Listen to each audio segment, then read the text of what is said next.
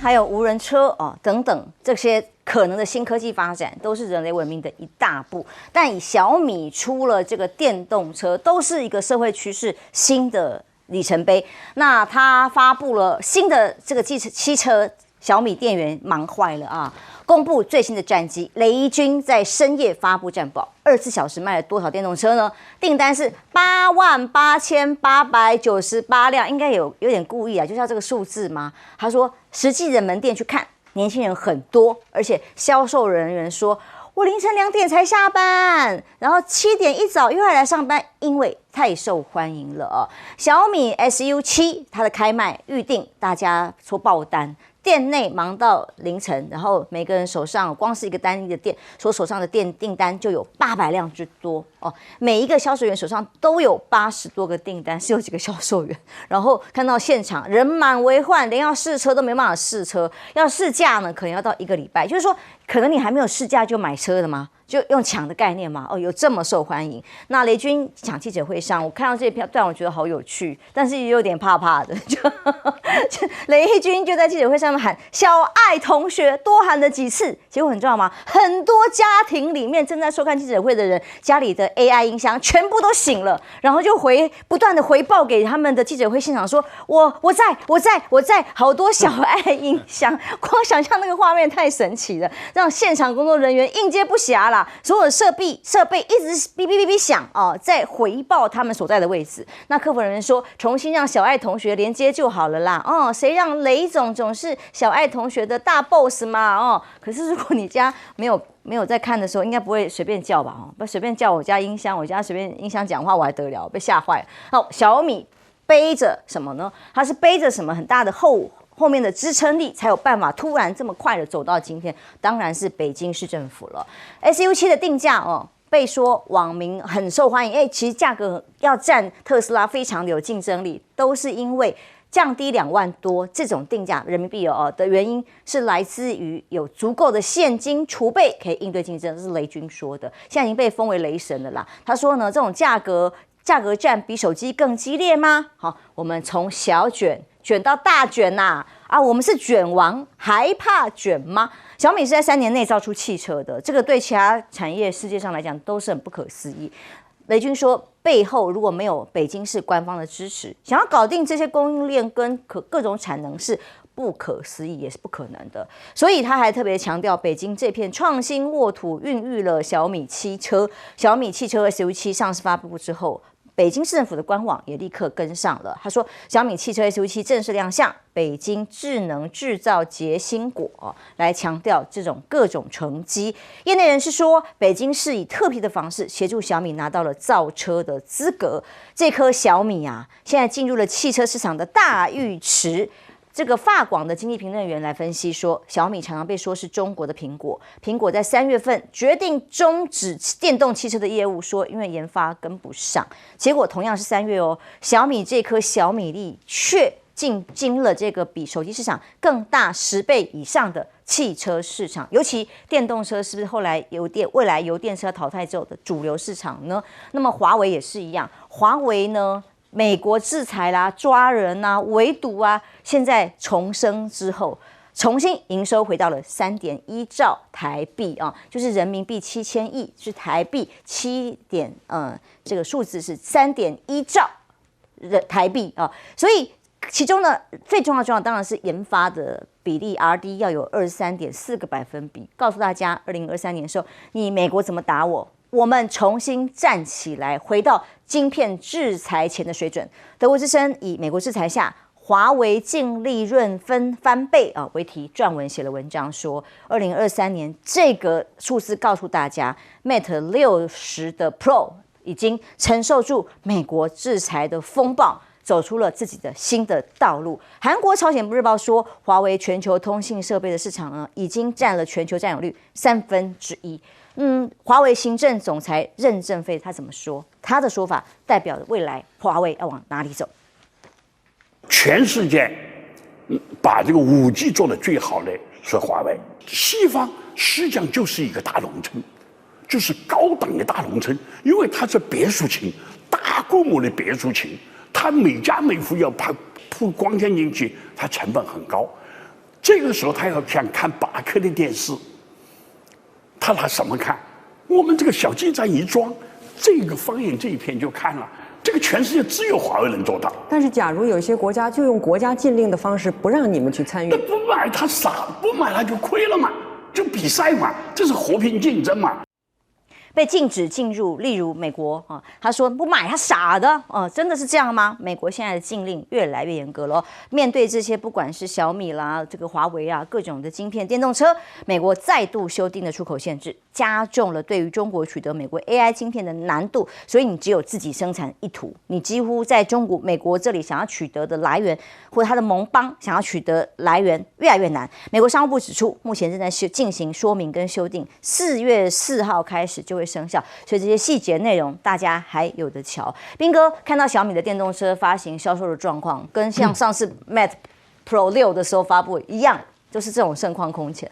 当然，他们也就是很会做这一种营销啊，对这种行销啊，他们这个雷军做这一点是非常厉害。那这个数字显然是塞好了，就发就发嘛，对，也太漂亮的数字。这就跟以前那个香港那边什么赈灾募款的时候，都一定会凑到一个非常吉利的数字。那我想这也就是一种操作。那当然市场反应应该是真的不错，因为很多人是期待蛮久，而且很多人也会很好奇，特别是价钱又这么便宜。说真的，如果台湾能够开放这种东西多好。我们台湾为什么一定要去忍受去花了比别人更多的钱，然后买比别人差的车子？我就不懂为什么台湾人作为一个台湾人这么倒霉。特斯拉现在不是说在台湾卖的都特别贵吗？是啊，在大陆那边，因为大陆竞争激烈啊，所以特斯拉一直降价，就反观在台湾，就算有降，也降一点点而已啊。我觉得这对台湾人真的不是很公平哦。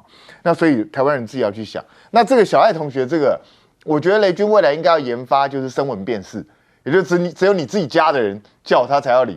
对啊，我才是你老板，我花钱买回来了，您这样子就好像总公司老板一叫就听话。对啊，就好像你家的人在所有旁边陌生人一叫他就理，这样听起来心里很不是滋味。雷军要改进一下这个东西啊。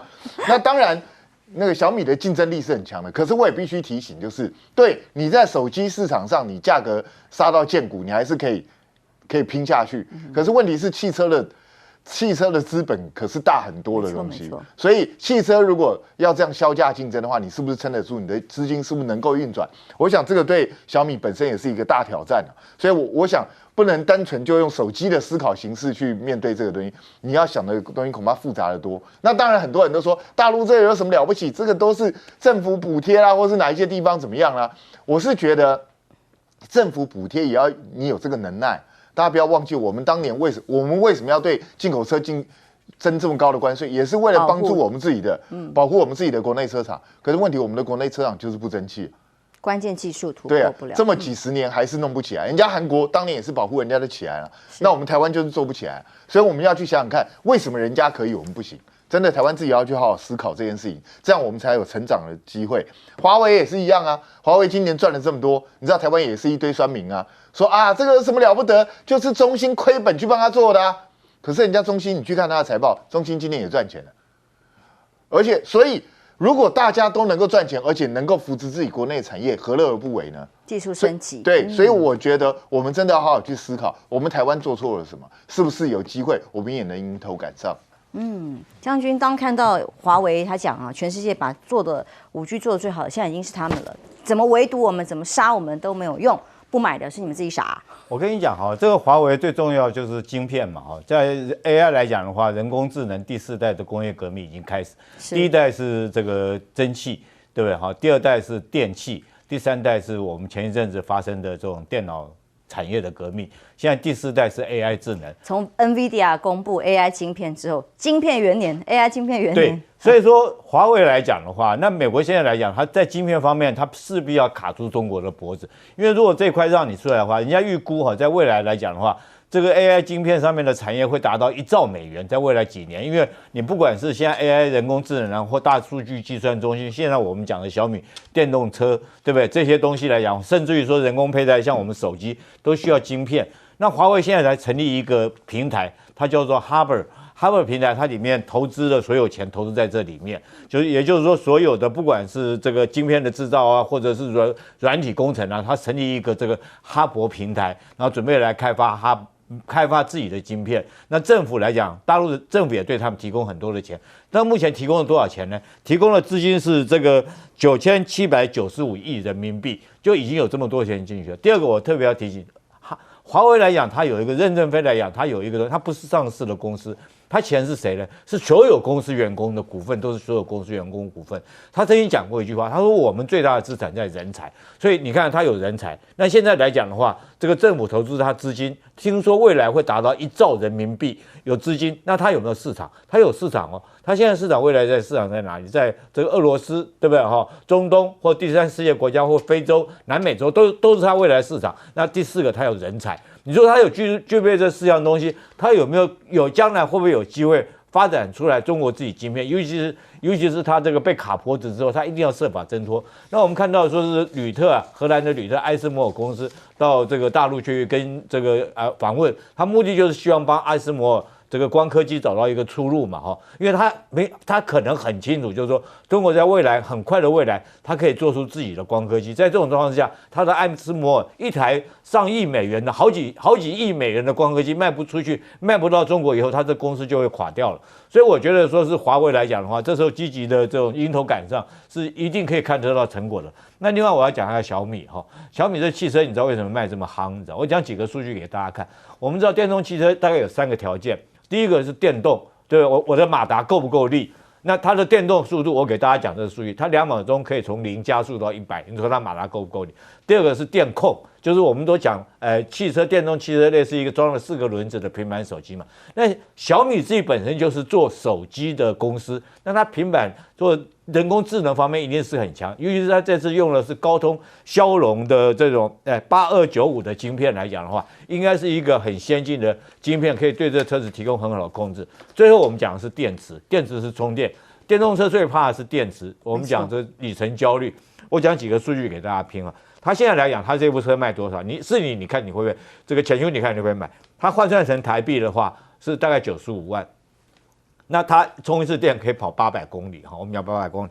那我举几辆车子给大家听哈，宾士的够700吧？宾士现在电动车它500-600万，它要卖到300-400万的价格，就充一次电只能跑500-600公里。但是它价格要到500-600万，然后这个我们讲最有名的 BMW i 系列来讲的话，它充一次电大概只有500公里，他们电动车还打不过，它价格要到也是300-400万以上，精品吗？95万、100万以下，它就可以充电一次跑800公里，你说便不便宜？果然也是投资专家，研究各家公司企业很清楚技术能量啊。教授来看看，现在是一个新世纪，对于像这个汽车，不只是电动车，省能耗能这件事情可以达到标准，还有 AI 的结合。我想我提一下那个小爱同学啊，因为我自己家里头有那个 Alexa 啊，就是英文的。那有的时候我朋友来，他觉得说，要试一试用英文问问题会不会回答，比如说今天气候怎么样？如果你发音不准，有的时候还真的很麻烦哦，所以要有中文的。那我觉得他呢在试。应该是觉得蛮得意，你可以问出很多东西啊。当然有些大家会说这个答案好像答非所问啊，就是不是那么一定是正确。但是我自己的对这个 Alexa 的经验，我觉得真的是很厉害哦。就是你有什么东西，有时候资讯库只要越来越扩充，对，有时候我在写东西，我忽然想说，这个是哪一年发生，就问他，他就会回答，对不对？有的时候我会问他说，这个字我现在不会拼了，他也帮我拼一下。所以这个东西是有用，但是我要提醒一下小米 ，Alexa 不赚钱啊，不知道为什么这个体系啊，并不是非常赚钱的体系，因为你问他问题，你说他要怎么样在这个当中抽取他的利益哦，你是结合了其他的商品就可以了。对，一定要结合。如果单是这个东西啊，你今天问他，只是一个技术的突破，它上面也没有什么广告可以给你赚钱嘛哦，所以我觉得这个是小米可能要去注意。但是确实哦，就是我们过去会认为说你哪一样东西做得最好，你就专心做这个，可是现在不是了。你看大陆的企业，他就觉得说我这个做得好，可是如果我别的东西用别人的，万一不好更糟，我还不如自己做得更好啊。然后就产品就越来越多，它这个自制率啊就会越来越高。我觉得这个是这个大陆的企业现在等于是跟过去我们所思考的，就是你完全用你做最好的部分、最强的部分，而不是全面都包。他们现在我看起来都在包山包海。几乎是一条龙全包，对，所以在这竞争力上，当然像华为跟小米他们的这个竞争力跟市场销售，对，爆发也是可以预期。休息一下，马上回来。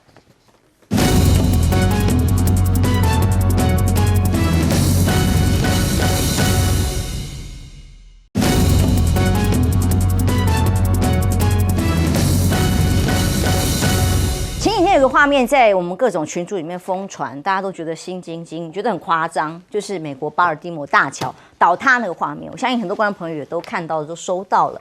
居然一艘船经过的桥下撞上了，然后就把整条大桥就这样一节一节的断裂，掉到水里去。现在美国政府已经拨了19亿重建，赶快要来做啊！那当然，现在有传出一些阴谋论啊，什么被如何的雷达干预等等的。但美国教授保罗就说，受到这么大的受损程度呢，至少还要3到5年的时间才能够修复。那为什么会一条船就可以撞垮了一条大桥呢？看上去很牢固，可是这么的不经撞啊！他说，这个撞击的力量堪比火箭发射吗？速度很慢，但体积就像半个帝国大厦。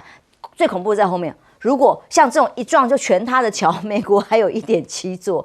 美国联邦公路局自己在基建上面盘整下来，吓死人了！将近1.7万座桥可能都有这种状况，在结构上面的困难，然后他们盖桥相对时间速度相对的久跟慢吧，所以比较中国大陆好了，造桥速度只要43小时。我们刚才看到也是以为是 AI 吗？是假的吗？动画吗？没有，它是北京3元桥连接北京3环路这个桥啊，居然可以就10年。本来美国可能需要10年的这样子的时间，它才43小时。还有相关，比方说要把这个主梁啊、结构直接抬拉到位等等，36小时做完了。大家吓坏了哦！当然也有过去在工程上面被说什么烂尾楼等等各种技术上，现在全面血耻之下，用基建建设，中国大陆在告诉全球说他们的工程品质跟速度现在傲视全球了吗？那美国在指控大陆的电池有可能有安全风险。不过呢，这个宁德时代的董座啊，他说你啊讲我们什么都危险，就好像我们中餐菜馆那么多，那我们菜单就会监视时刻一样。你要想想，电池像石头或者砖块，你买石头砖块来盖房子，砖头怎么可能是间谍呢？所以特斯拉过去在电动车市场里面最大的是中国。现在他也携手宁德时代，分析师认为这将改变游戏规则，但这个美国官方挡不挡得住？这个有没有其他进一步会又被控制？不知道。但现在至少这样的合作的目标，要把充电池，刚刚讲到了，电池是关键嘛，核心的心脏，15分钟跑700公里，这个高效充电才会有竞争力。那美国现在拨款了75亿美元，说要盖50座充电站啊，汽车、电动车才能够有发展嘛。结果2年来搞了半天只盖了7座，到底？本来要50万座变成7座，怎么回事？这代表整个效率都相对的低。但还有中国的 APP 却席卷全球。美国国会议员不是说要去抵制 TikTok 做各种的制裁吗？法案在参议院也通过啦。但是美国前商务部长说，他不理解为什么抖音 TikTok 要成为国家安全问题来攻击呢？听听他怎么说。I use TikTok. I like it. A lot of people do.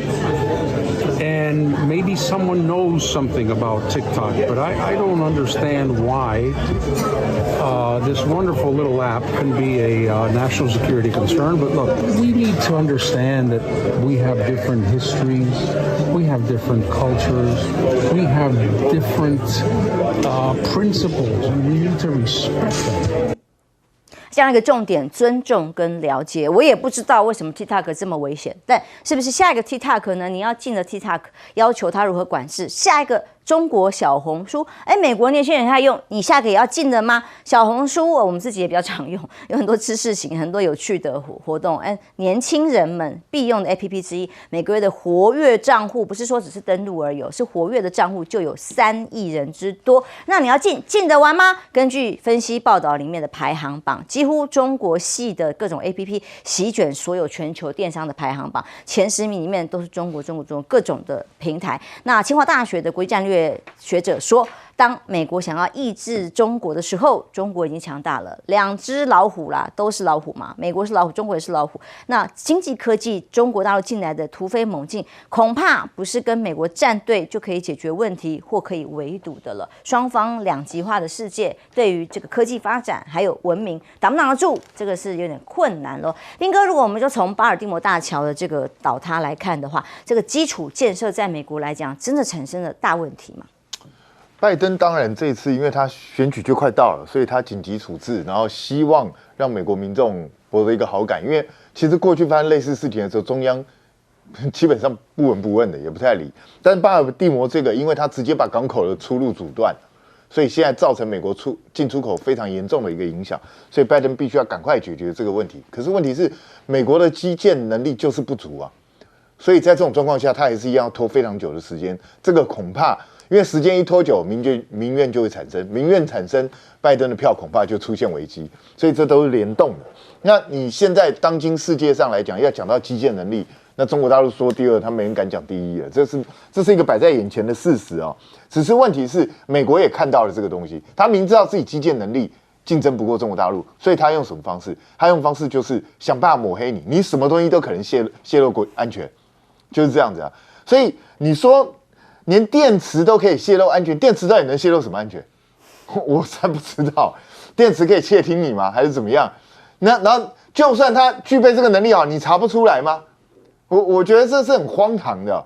所以我觉得要把什么东西都无限上纲，用安全去解决一切的话，那如果大陆做这种东西会有问题的话，那你美国做这种东西不是一样也是有问题？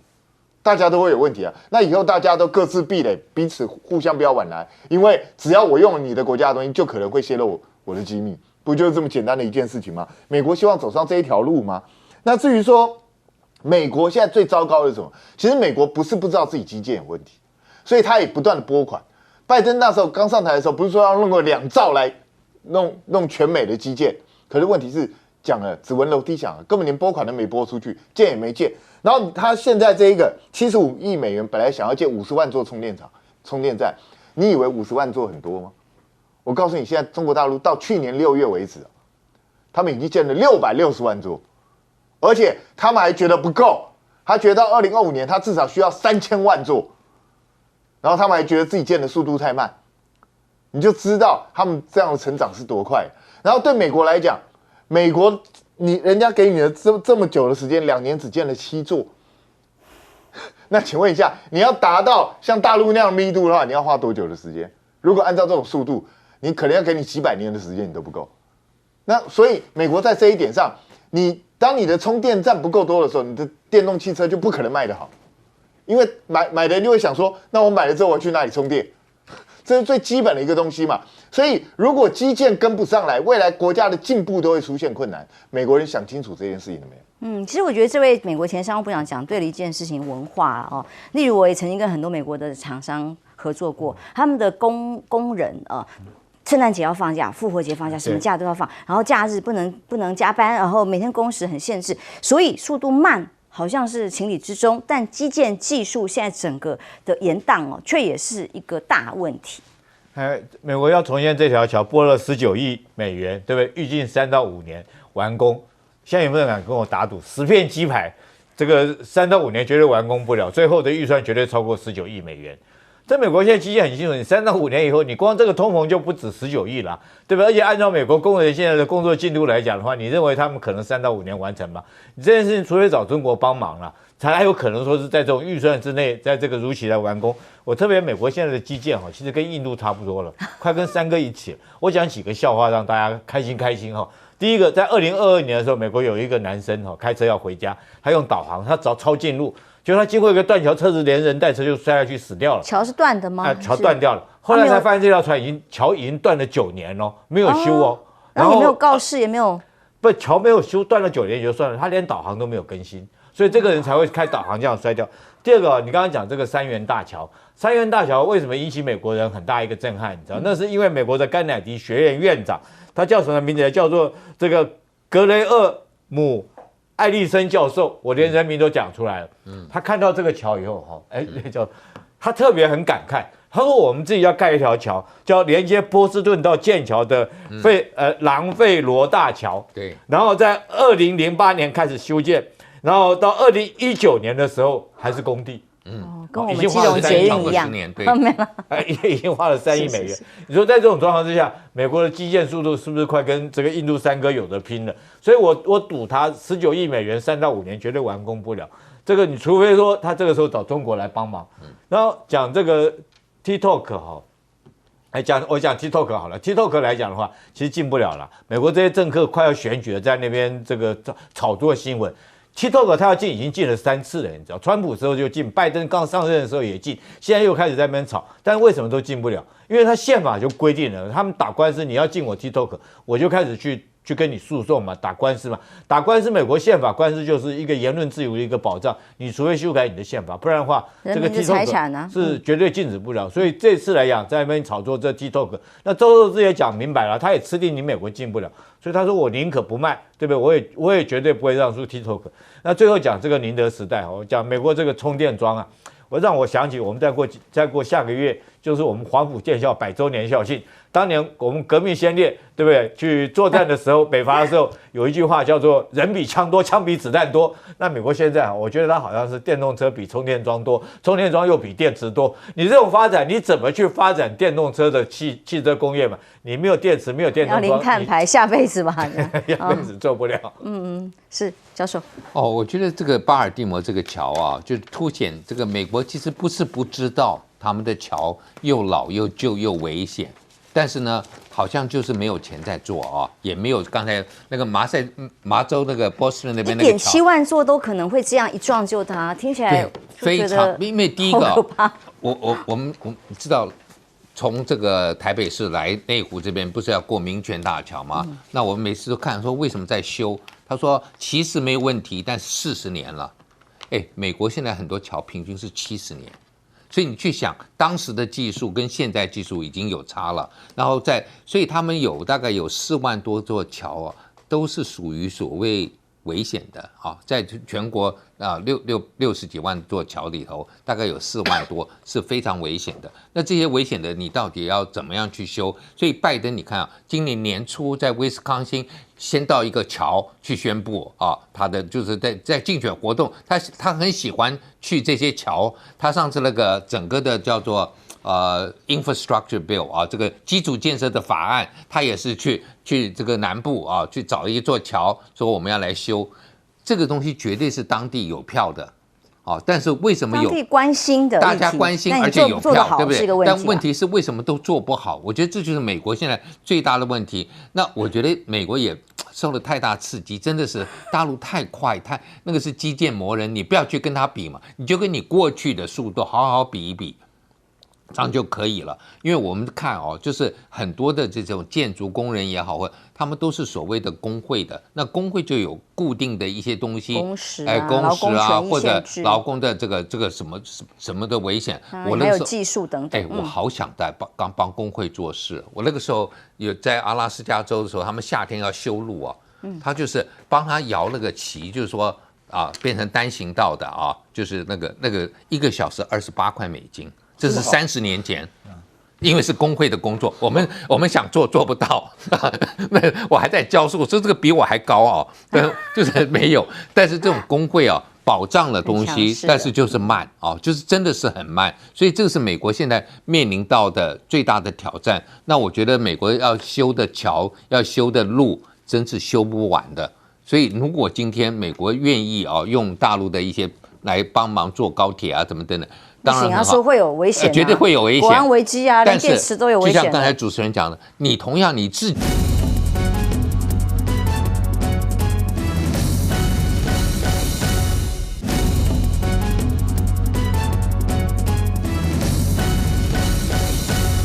对岸呢，最近就有这么一个关键字叫 SU7， 好，原因是因为前天晚上呢才刚刚出炉最新的小米电动车，24小时真的很可怕，大卖了88898辆。小米的店员说，他清晨2点下班，7点马上又上班，因为要来看的人真的太多了，店里面忙到不行。大家想问，到底为什么这么多人在看，这么多人有兴趣？我们来听他们怎么说。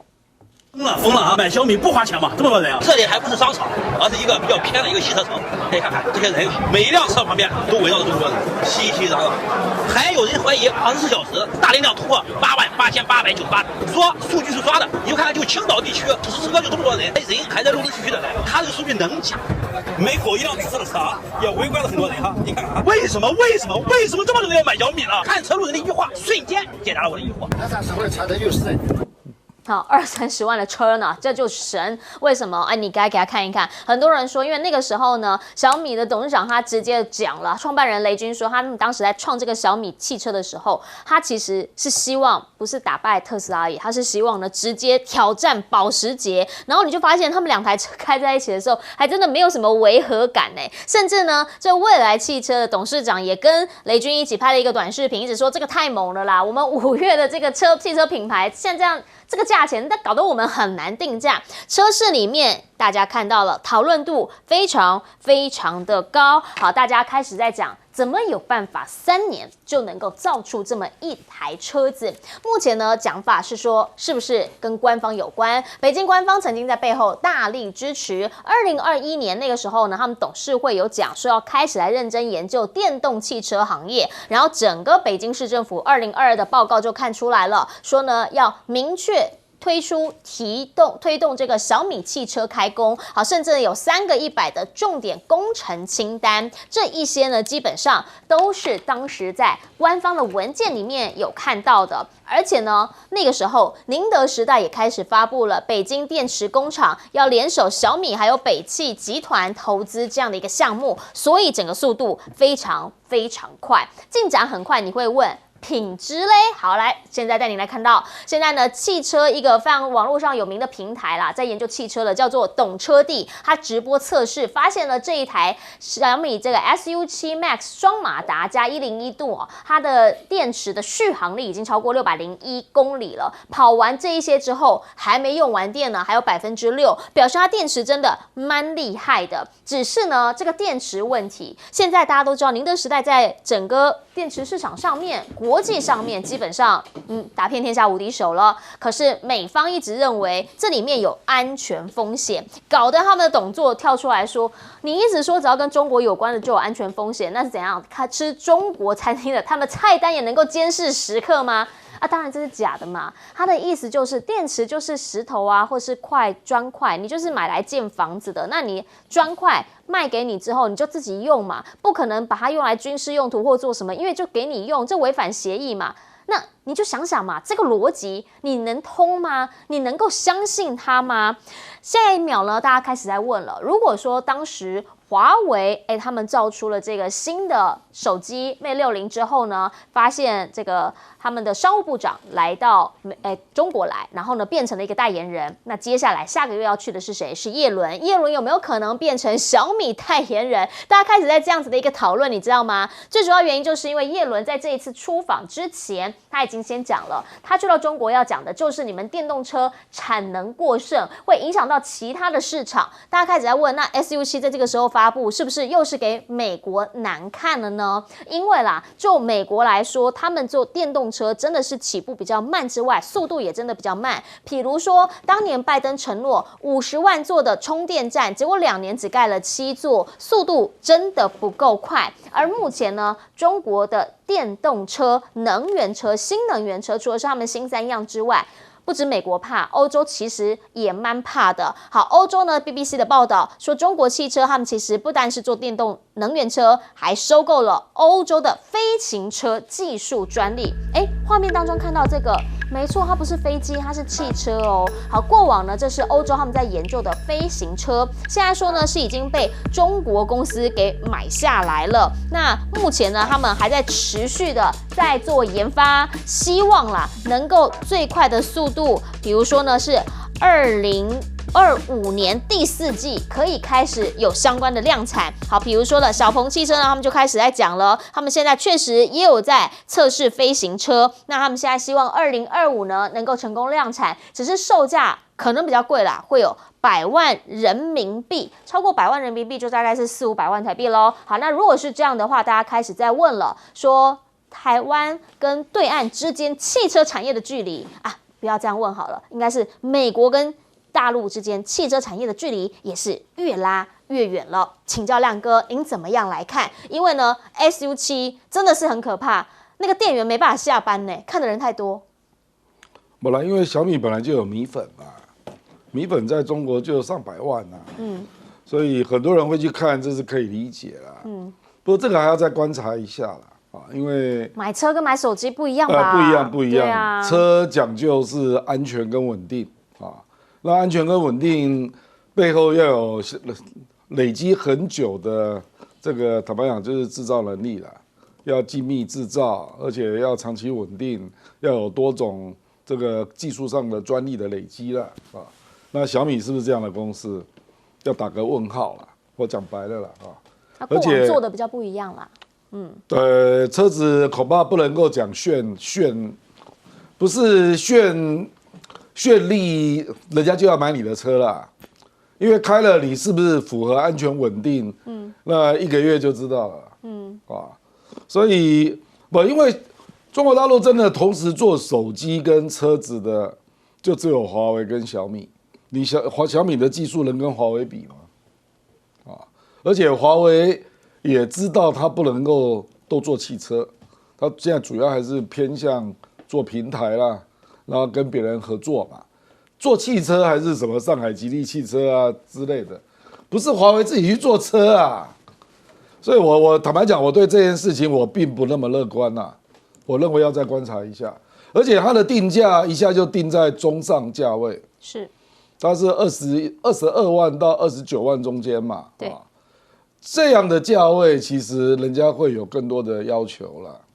比如说，我如果有这个预算，比如说我有100万左右的钱可以买车，我当然会买比较有名的车啊，比较稳定嘛，比较安全嘛。因为开车我是坐在里面呢，手机功能坏了不起送修啊，我车子出了问题我能送修吗？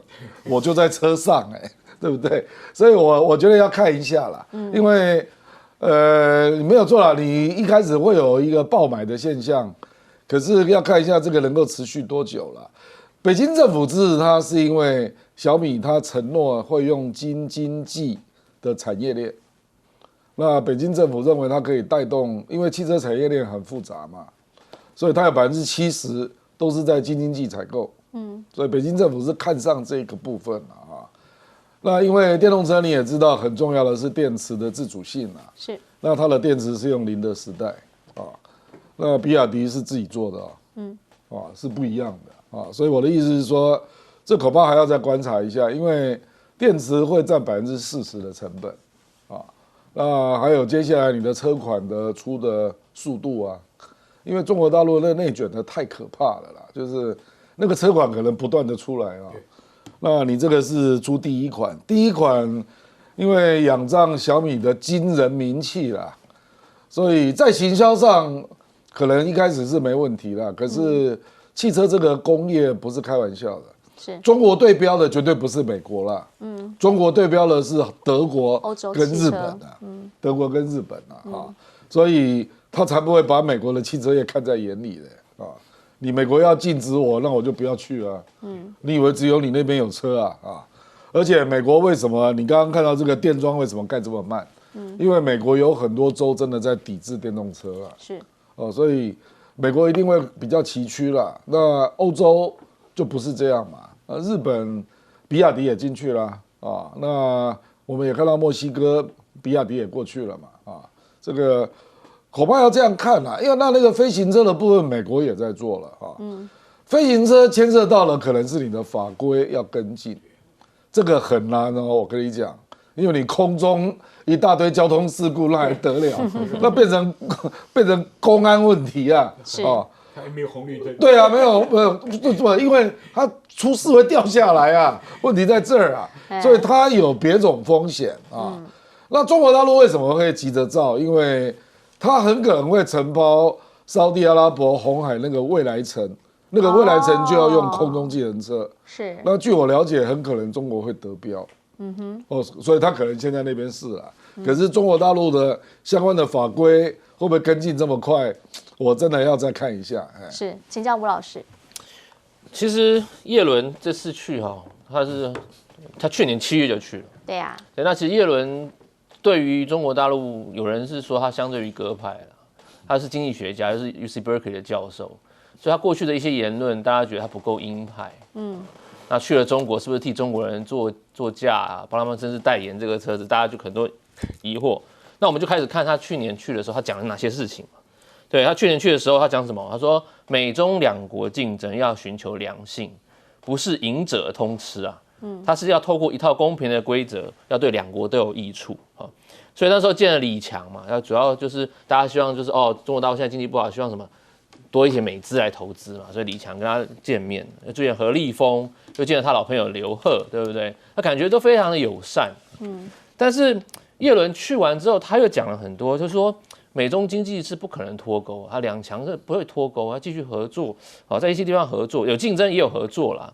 那他那个时候是最担心就是这个矿物的出产，钾跟锗嘛，因为他去没多久，中国就进出口钾跟锗，虽然后面又恢复了。那他这个钾跟锗等于送给叶伦那个大礼，说我进你进出口钾跟锗。那对于叶伦来讲，等于是对他有一点这个不太有礼貌了，因为他去了这边，然后你又打人家脸啊。那当然，他后来一直在讲说，中国对这个美企的惩罚性行动啊，还有许多这个所谓我们讲的要负责任的管理，包括就是外汇的操作的透明度，还有反洗钱，这是叶伦一直再三念三，一直想要跟中国谈清楚的。那这一次去，除了我们讲这个，我们讲合作又竞争之外，他最主要还讲什么？提出产能过剩。为什么？因为中国大陆现在我们讲不仅仅在电动车，电动车代表锂电池啊，还有太阳能方面，中国大陆都有非常大的产能。那当然我们就不管它的质量也好，它有很大的产能，然后呢外销到美国，那造成美国很大一个，包括我们讲的所谓的可能对他们的产业的冲击啦，对美国人的就业率啦，让拜登整个头抱着烧啊。那当然这一点会影响拜登的选情，为什么？因为他的拜登的对手是川普，川普喊什么 ？Make America Great Again 啊！他这次又回来说我们要这个川普又说我们要加征那个中国的这个关税60%，他的中国的车子，对不对？刚才讲比亚迪在墨西哥做，再卖到美国，你这样我就克你100%的关税。对，你车子让你中国车比亚迪贵1倍，看你会发现你们在想什么修康修胖？对，在美国看可不可以卖？川普都敢这样大声旗鼓这样喊在叫嚣了，那拜登，所以我觉得，如果啦，真的这个叶伦去了哈，因为我们现在不知道嘛，不做预测，不做预测啦。他去很大的一个方面也是要帮拜登稳住选情啊。第一个，一定要稳住选情。那当然稳住选情要跟中国讲清楚，游戏规则讲清楚，透明化讲清楚，你们金融管理讲清楚，还有这些方方面面，我们讲这个电动车问题，我们也要讲清楚。我想这个是美中非常重视的，就是他们大国之间我刚才讲了，它不只有竞争，也有合作啊。当然，我们在看去年9月之后，相对和缓啊，布林肯、拜登、叶伦、雷蒙多全部都去了啊。那如果要相对和缓啊，那对于拜登的选情是不是会有注意？这点是我们要继续看的。是，请教一下将军。这个车子这个东西啊，它真正对手应该是日本。日本在全世界，它这个中价位的车和低价位的车，它的市场占有率很大。对。那中国的电动车应该打的是它。因为德国车跟这个一般的电动车还有一点区隔。德国也在发展高级的，像这个宝马，它也在搞电动了。宾士，宾士也在搞，是7款。但是因为它的原来这个既定印象，它是在某一个阶层某一个，所以这个东西一下要突破这个品牌它可能还有点问题。但是打 Toyota 打什么日本车，应该是很容易铺开很大的一个市场。第二个，美国电动车是没救了，因为你电动车没有电桩充电，你美国那么大，你这5万个人干什么？所以第三一个，这个电池这个笑话真是笑话。电池卖给你美国，还有助于你军用品呢。美国军品里面用电池用的很多啊。那电池是个阴阳极两极，里面有没有什么木马程式？那不可能的事嘛。所以上次人家不是有一次中国大陆也嘲笑美国，你大概只有我卖给你的衬衣跟内裤里面没有监视器。所以这个东西这次也不讲嘛，你餐厅点菜那个菜单会不会对你产生监视？是。所以这些问题啊，就是认知作战做得太过头了，也小看了我们一般人民的智慧啊！电池会监视你，那个讲得很清楚嘛，就像水泥上的砖块一样，一块块就做成你的那个基本材料嘛。那你怀疑的话，那卖给你的那个砖块瓷器里面是不是有了？对不对？所以这个问题啊，现在美国搞这个认知作战搞得有点过头了啦。这个。反而变成大家的笑话啊 ！TikTok 也有问题，这个华为手机也有问题啊，这个甚至于电池也有问题，真的中国人就笑他，我卖你的衬衫内裤有没有问题？哎，其实真的，你要是用什么样的眼光来看他，他就会给你什么样的一个回应。有的时候是这样，那我们就要问了，现在呢，中美之间这所谓的大国较量是用什么样的眼光在看对方？好，目前最新的这个是在钓鱼台这边是中日之间在对峙了，说中国的海警呢是追着日本的渔船，所以呢让日本的安保直接出来要求他们直接驶离海域。好，甚至呢他们还特别提到了。说呢，2艘中国船即将有1艘搭载了类似机关炮这样的一个装置，他们就开始想问啦，说如果是这样的话，那你们是开什么样的一个船过来？那你们这个海警船里面的配置是不是想要直接对我们不利呢？原因是因为他们发现连续99天都在钓鱼台周边发现了中国船。那日本呢，对于这一些他们都视为是骚扰啦。他们现在呢也开始非常积极的希望能够重新回到所谓正常国家。先前我们已经告诉过您了，他们跟英国跟意大利要开始研究武器。目前他们讲的是要第1次的开放致命性的武器出口了吗？有专家就说了，现在基本上就是欧洲要开始参与其中，一起来牵制中俄之间的威胁。这个次世代战机基本上可以卖给其他国家，但先前也告诉过您，不会跟台湾有关系，因为台湾不能被卖。好，这样子的一些事情呢，大家开始在问，意在谁？当然就是意在会来他们附近海域绕他一圈的中国，还有俄罗斯。而且现在呢，他也被赋予了新任务。近期你常看到了美国、日本，另一个不是韩国，是菲律宾，这3个常搭在一块儿。4月的时候，他们要一起在白宫这边来共商大事。目前告诉我们，他们已经先计划了要联合海军来巡逻南海。好，如果说在南海这边，那算不算这个日本就算是新的这一边的一些大哥或者是新的警长来了呢？因为啦，在目前为止，菲律宾呢跟美国之间，你可以看到很多的合作，譬如说啦，在接近南海的岛屿巴拉巴克这边，他们要开始建机场，卫星照也曝光了。他们有特别提到说，这些机场啊，或是在重新修建的码头。之后基本上都会变成美军使用的战略据点之一。这个位置呢，你当然就可以理解了。South China Sea 它就是在比较下方一点点，那中间他们有很多个岛链，基本上也都可以看到他们在这边有设计。或者是说呢，希望能够帮菲律宾这边来更新他们的基地。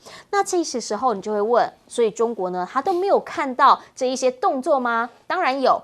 目前知道的是呢，他们近期也常常看到他们在秀肌肉，比如说最新的歼15D的电战舰载机又开始咯，他们要回应的就是美国。美国现在呢，如果有什么新的东西出来，他们就会开始来有一个新的东西回应它。甚至呢，在飞弹的部分，大家都知道，中方这一边他们很多部分走在前头。好，现在他们也研发出了射程达2000公里的防空导弹。那这个呢，是可以透过卫星群来进行制导还有修正的。目前在中方来说，他们的卫星已经可以背北斗自己来了。如果说呢，在这个空中太空，然后跟它空中的领域能够结合起来来联合作战的话，大家想知道的是实力到底谁强谁弱等等，我们要请专家来解析。整个大太平洋地区呢，您可以看到美日美中非，大家开始在问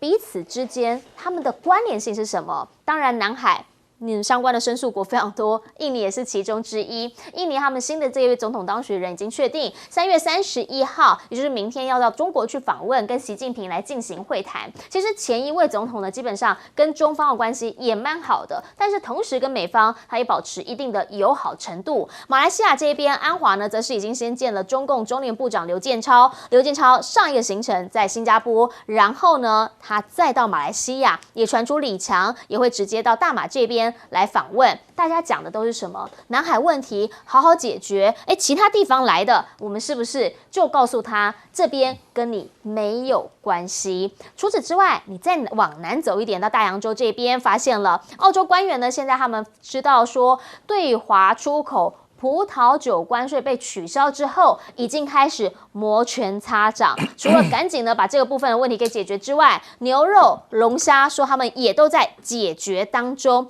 这一个部分你就很明确了，基本上中国也知道他们需要的是什么。博鳌论坛目前正在开，那经济的部分他们会抓紧之外，王毅呢他在中国中亚的机制秘书处启动的时候也说了，说现在他们要开始好好的来展现大家一起发展的决心。而这件事情呢，不只是在南海、大洋洲，又或者在中亚这一边，他们透过了这个做贸易，彼此赚生意，有钱大家赚这样的一个理念，希望大家一起共好。好，可是大战略目标，请教亮哥。好，因为呢，在中日钓鱼台这边，确实啦，从今年以来，他们动作是蛮多的。对，现在东海实际上台海也有了，对，就是三海连线嘛，从东海、台海到南海。不过明显是南海最近有一连串的事即将发生啦，比较热。因为4月11号岸田要去美国嘛，对，要在美国国会演讲啊，那也带了小跟班去嘛，就菲律宾啊。那在4月的第3个礼拜到5月初，那个是美国跟菲律宾的肩并肩军演啊，那参与的人数相当多，美国有12000多人，那菲律宾是5400人啊，所以大概你可以这样推想啊，就是菲律宾现在当然要闹出一点动静嘛，表示你找我是有用的啊。那岸田去美国国会演讲，那大概回来之后也会再送菲律宾几条海巡船吧啊，因为上次那个2000吨就日本人送的啊。那美国可能也要做决定嘛，比如说要不要投资你10亿美元啊，还有说有一些企业要来投资啊，等等等啊。所以我觉得菲律宾最近这1个月刚好就是我们简单讲叫菲律宾月了啊。他最近的国际新闻特别多，你直接帮他取名菲律宾月，他国际新闻特别多嘛。是，他菲律宾从来没有跟美国、日本走那么近嘛，对，而且就连续就要发生。4月11，岸田要去美国，那小马可是也要去啊，是啊，然后回来之后，下旬第3个礼拜就要开始搞肩并肩演习了，而且澳大利亚跟法国都要来哦。对，虽然是象征性的啦，澳大利亚只参加100个啊，那法国就是派条船过来吧，大概是这样啊，所以是充满动作啦。那我觉得中国当然也看在眼里啦，所以他就刻意的就去，我就做印尼啊，做马来西亚啊，做越南啊，表示我是经贸为主啊。那你们都在搞军事，你们每天都想打仗是不是啊？那我就是大家都要搞发展啊。事实上，中国大陆目前在东南亚打出来的牌都是发展啊，是对不对？从越南到印尼，我相信这个普拉博沃他刚当选嘛，对，他必然就是继承佐科威跟中国的良好关系这个路线啊。那中国大陆应该也会给印尼蛮多善意了，然后马来西亚大概李强要去访问嘛，我相信也会是非常好的关系啦。所以真的双方是在互别苗头啦，我说实在了哈。那其实赖清德应该要看在眼里了，你认为哪一边对你比较好呢？新南向，新南向是要搞新冷战，还是要搞经贸发展呢？我觉得恐怕大家要想清楚吧。上一波的这个新南向到目前为止呢，大家还在问说，那所以我们做了哪一些事情？很多人还搞不太清楚。那现在下一步呢，我们应该要怎么样来看在南海这边即将发生的一连串变化？等等回来请专家点评。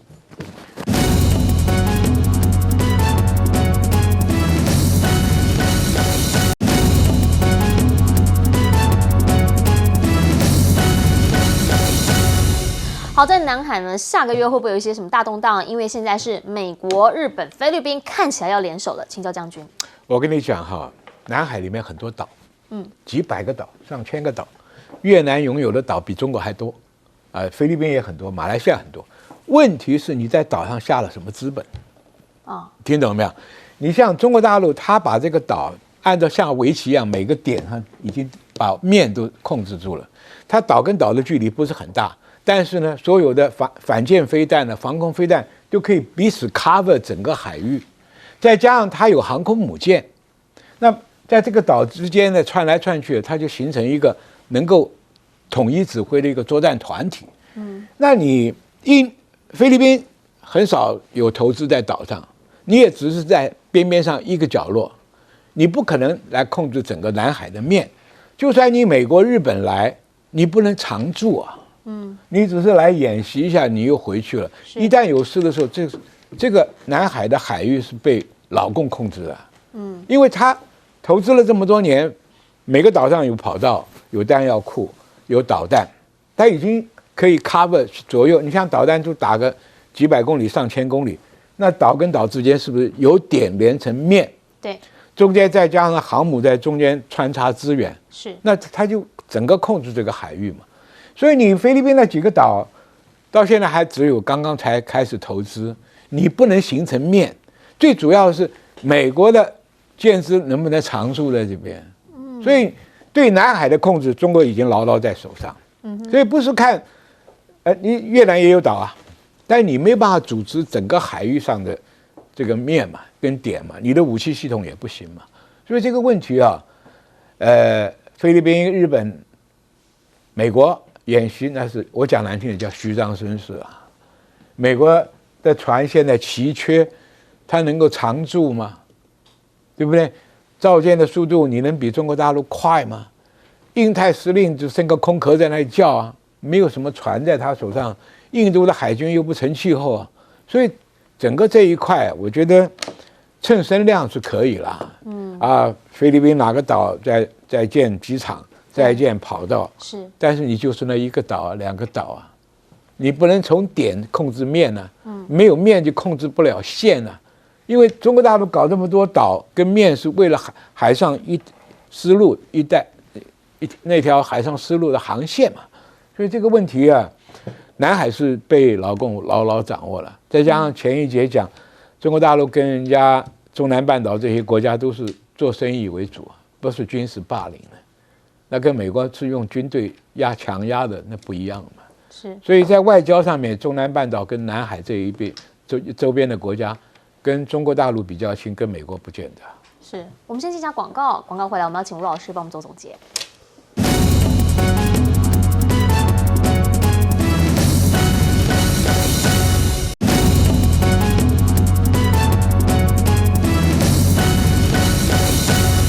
节目最后要请吴老师帮我们总结。我们刚才讲这个菲律宾最近很风头上，因为就是在南海上面有几个礁岛礁跟中国大陆闹得不可开交。从去年的仁爱礁对，那我们导播我们看这个图，我把这个图给大家看一下，就是在南海的这个群礁到底它的位置分布在哪里，发生什么事情。紫色这条线就是中国讲的九段线靠这边就是菲律宾哈。那在这个地方有个仁爱礁哈，仁爱礁旁边叫美济礁。美济礁2015年中国在上面开始我们讲的吹填方法，把这个美济礁吹成最大的一个岛。以前太平岛最大，现在美济礁最大，上面有跑道，还有一些飞弹防御措施。那它对面旁边就是仁爱礁，仁爱礁是这样子。菲律宾在上面把一条船，二战的时候一条船叫马德雷3号搁浅放在那边，它等于是主权的象征。